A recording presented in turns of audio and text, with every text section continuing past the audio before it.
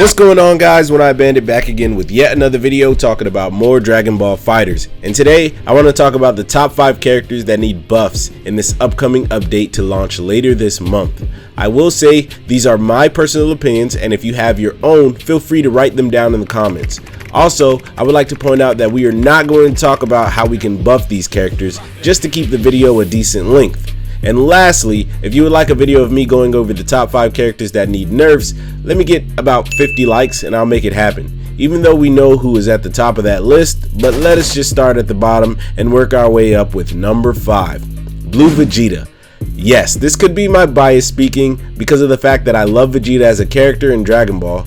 It's a huge disappointment that his strongest form in the game is very lackluster. It's also kind of funny how if you take a look at how strong all of the Vegetas are in the game, it goes backwards in terms of strength. Blue Jeets being the weakest, Super Saiyan being good, and Base Jeets being arguably the best in the game. But that's neither here nor there.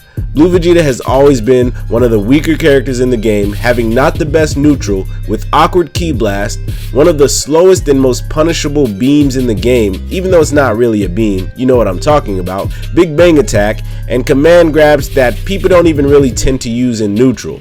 All he has to really rely on are his buttons and Rekka series, which they buffed, but at the same time I feel like made kind of worse.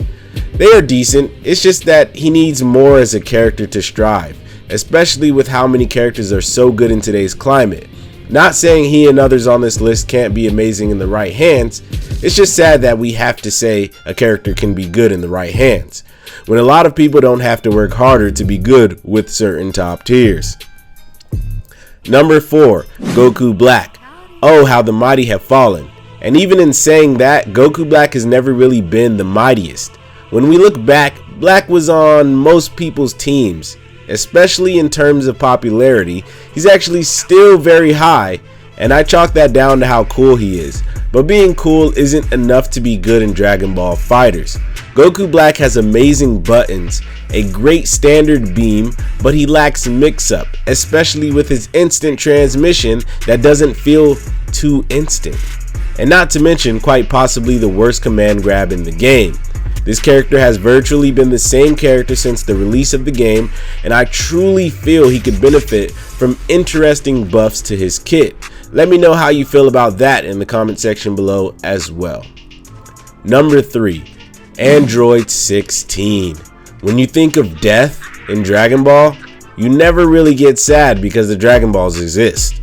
Except when it comes to Android 16, a character that died in the show and was actually not able to be brought back because he was a legitimate robot. But what does that have to do with fighters? Well, the same thing happened.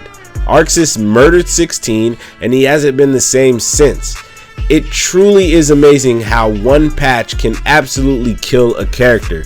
For those of you who are new to Dragon Ball FighterZ, can you believe at one point Android 16 was arguably the best character in the game? This man had his command grab on the ground. When he picked you up and dunked you, it gave you a hard knockdown. Not the one where he picks you up and dunk you, but you know, the one where he literally just grabs you and slams you on the ground. Yeah, that gave you a 50-50 mix-up because it gave you a hard knockdown.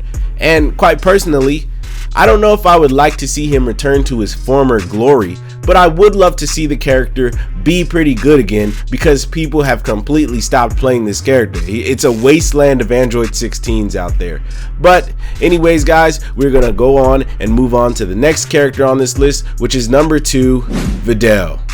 We can really chalk up this character's placement on this list to one thing and one thing only. Arxis tried something new when adding the dodge instead of reflect when it came to Vedel, and it has completely ruined her. She has sat at the bottom of the tier list almost her entire lifespan. I say almost because, well, when she first came out, the hype around her was astonishing. Picked up by the likes of Sonic Fox for a while, the character seemed to be okay, until people started to realize, oh no! I can't stop taking pressure from mashers. With that being said, of course, I've seen some great Vedel players, and once again, we're using that in the right hands term. But for Vedel to be great, she needs a better option for defense.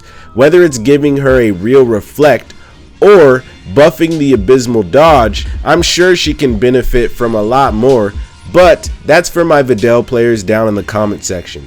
My knowledge on the character is pretty limited, so in terms of what else she fails at, please feel free to let me know. As we move on to number 1, Jiren. Shout out to players like Zeta Ray Zeke and Axe Ice, if he still plays him, for making this character look better than I think he is. Maybe it's my dislike for the character in the show, as I think he was pretty basic, but I think Jiren could use some considerable buffs within Dragon Ball FighterZ. With the release of UI Goku, many people have started to realize the similarities between the two, and it turns out UI Goku is just a very good Jiren. But I feel they can coexist as two great characters if ArcSys decides to give Jiren some buffs. To me, this character has been at the bottom for too long. Many things like how terrible his projectile counter is makes it hard for him to move up the tier list. Not to mention he has a one-button command grab that's pretty slow, and his mix-up is almost non-existent. The only thing I'd give him is he has pretty damn good pressure, but that's about it. So, all in all, what do you think of my top 5 list of characters that could use buffs? Who would you swap out if it were your list and why? But anyways guys, you know, I went this whole video watching as I was editing back and was like, did I really not include Gogeta into this list? Gogeta is absolutely for sure a character that I would love to see patched or buffed within this next season update. Like, this is absolutely insane and I just cannot believe I did not say Gogeta in this list. If I had to choose anybody to replace him with, it would be Blue Vegeta. So I'm just gonna say that right now. Gogeta deserves some buffs. Not gonna talk about why because the video is literally over, but I do want to say that. But anyways guys, back to present me, or future me, past me, sorry. My name is OneEyedBandit. If you enjoyed the video, please like, comment, and subscribe. Please remember that God and anime are always on your side. Please come join the Bandit Army. That's all I got for you. Peace out.